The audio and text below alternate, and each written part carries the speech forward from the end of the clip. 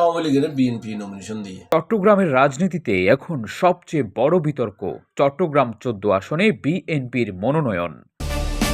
আওয়ামী লীগ ঘনিষ্ঠ হিসেবে পরিচিত ব্যবসায়ী জসিমউদ্দিন আহমেদকে প্রার্থী করায় ক্ষোভে ফুঁসছে চট্টগ্রাম বিএনপির তৃণমূল ক্ষুব্ধ মাঠের নেতাকর্মীরা।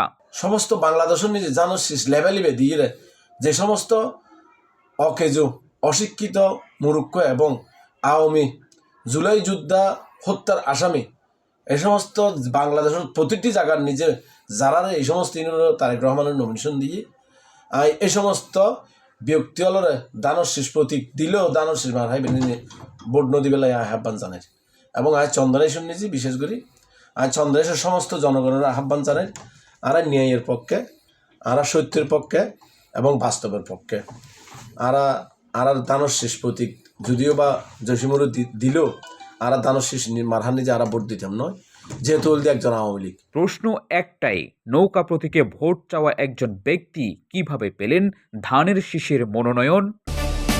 চাঞ্চল্যকর তথ্য সামনে আসছে তার ব্যবসা নিয়েও। কক্সবাজার ও দুবাইয়ে বিলাসবহুল হোটেল ব্যবসা, সঙ্গে সাবেক আইজিপি বেনজির এবং নিষিদ্ধ আওয়ামী লীগ নেতাদের সঙ্গে ঘনিষ্ঠতার অভিযোগ। সামাজিক যোগাযোগ মাধ্যমে ভাইরাল ওবায়দুল কাদের, ডক্টর হাসান মাহমুদ ও আসাদুজ্জামান খান কামালের সঙ্গে তোলা ছবি। বেশ কিছুদিন আগে রংধনু গ্রুপের এক সংবাদ সম্মেলনে উঠে এসেছে ১৬০ কোটি টাকা এবং দুবাইয়ে ৩০০ কোটি টাকার চেক জালিয়াতির মামলার বিস্ফোরক তথ্য।